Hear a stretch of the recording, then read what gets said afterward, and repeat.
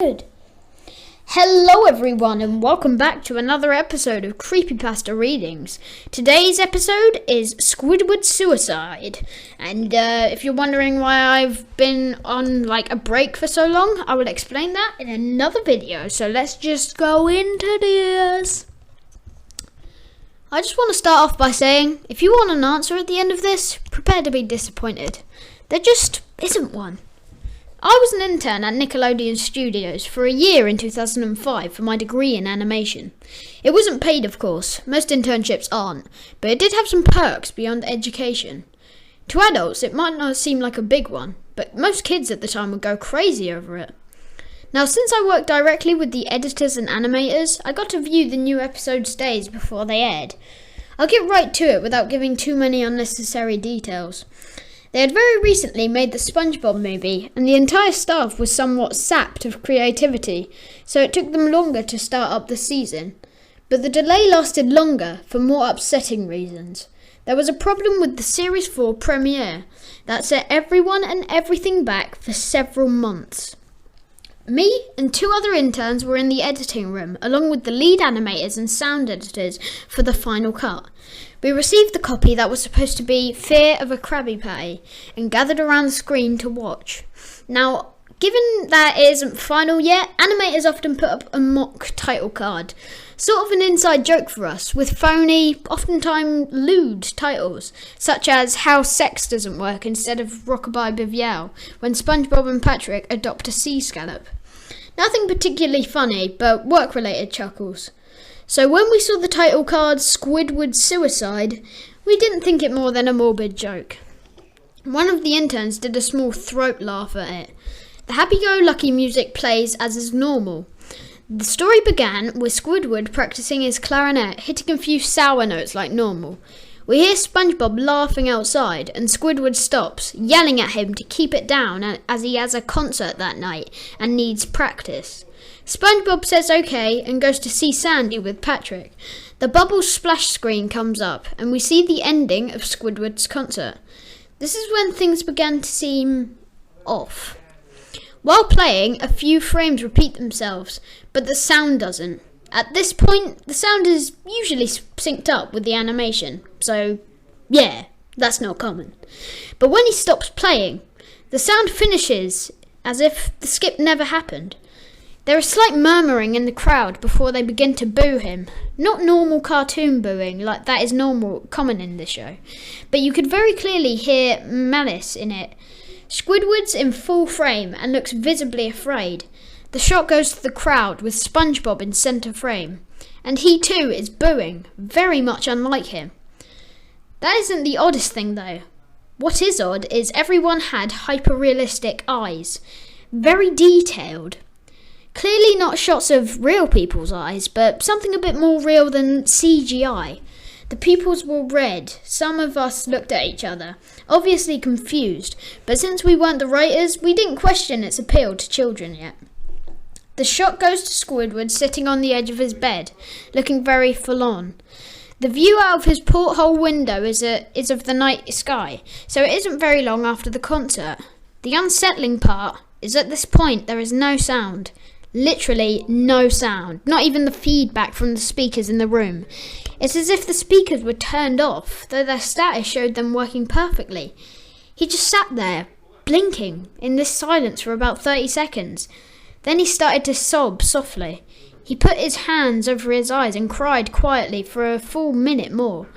All the while, a sound in the background very slowly growing from nothing to barely audible.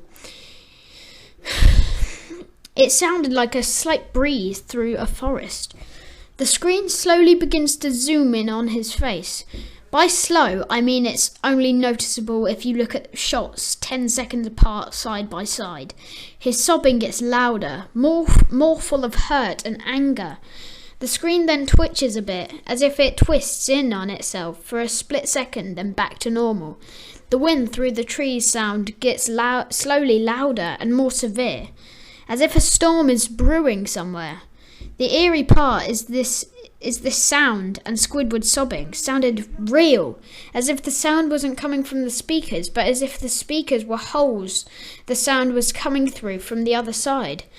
As good a sound as the studio likes to have, they don't purchase the equipment to be that good to produce sound of that quality. Below the sound of the wind and sobbing, very faint, something sounded like laughing. It came at odd intervals, and never lasted more than a second, so you had a hard time pinning it. We watched this show twice, so pardon me if things sound too specific, but I've had time to think about them. After 30 seconds of this, the screen blurred and twitched violently, and something flashed over the screen, as if a single frame was replaced. The lead animation editor paused and rewound frame by frame. What we saw was horrible. It was a still photo of a dead child. He couldn't have been more than 6. The face was mangled and bloodied. One eye dangling over his upturned face popped. He was naked down to his underwear, his stomach crudely cut open and his entrails laying beside him. He was laying on some pavement that was probably a road. The most upsetting part was that there was a shadow over the photographer. There was no crime tape, no evidence tags or marker. And the angle was completely off for a shot designed to be evidence. It would seem the photographer was the person responsible for the child's death. We were of course mortified, but pressed on, hoping that it was just a sick joke. The screen flipped back to Squidward, still sobbing louder than before, and half body in frame.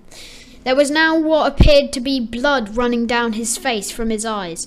The blood was also done in hyper-realistic style, looking as if you touched it, you'd get blood on your fingers.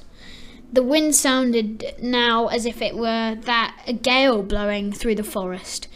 There were even snapping sounds of branches. Laughing, a deep baritone lasting at longer intervals and coming more frequently. After about 20 seconds, the screen again twisted and showed a single frame photo. The editor was reluctant to go back. We all were, but he knew he had to.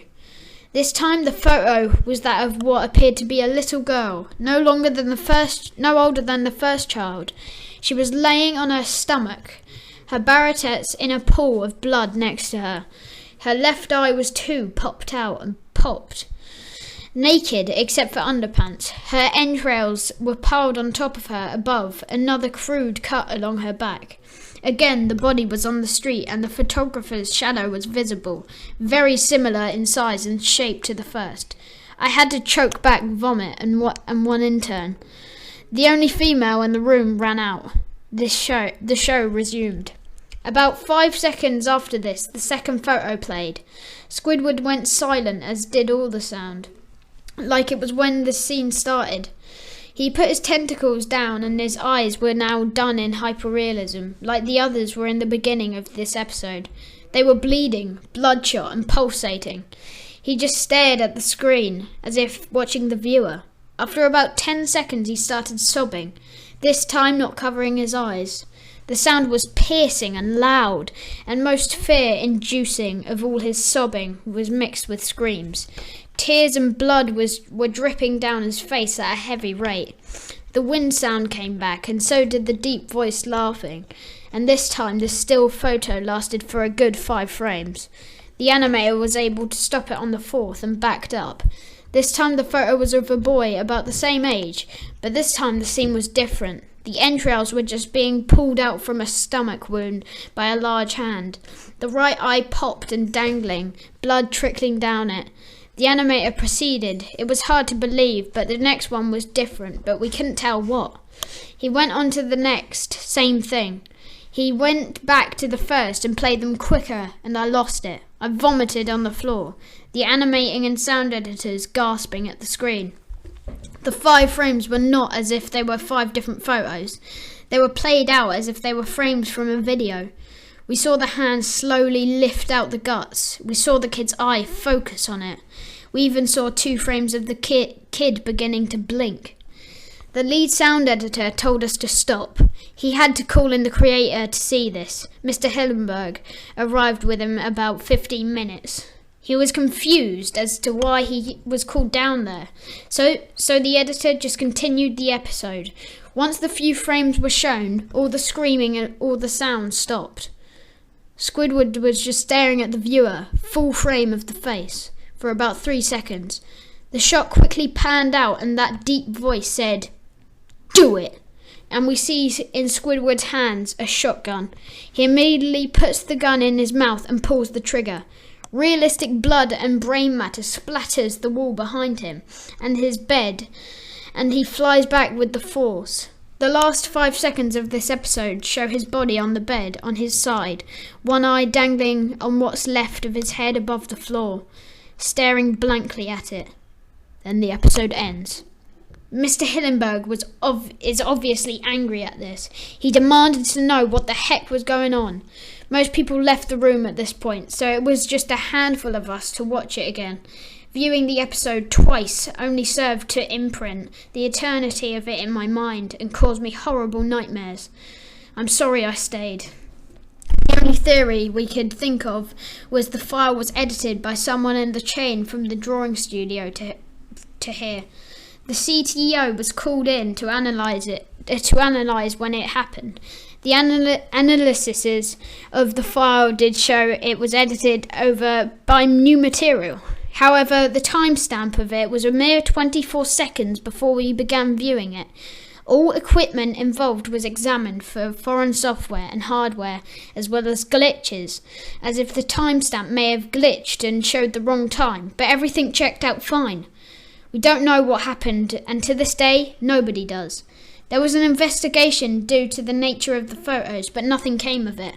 No child scene was identified and no clues were gathered from the data involved, nor physical clues in the photos.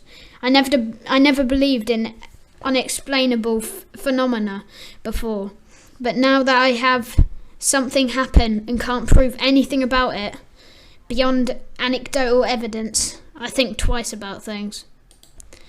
Now, that was Squidward's suicide. I am quite tired, so if there was a lot of starring in that, blame me. I'm sorry.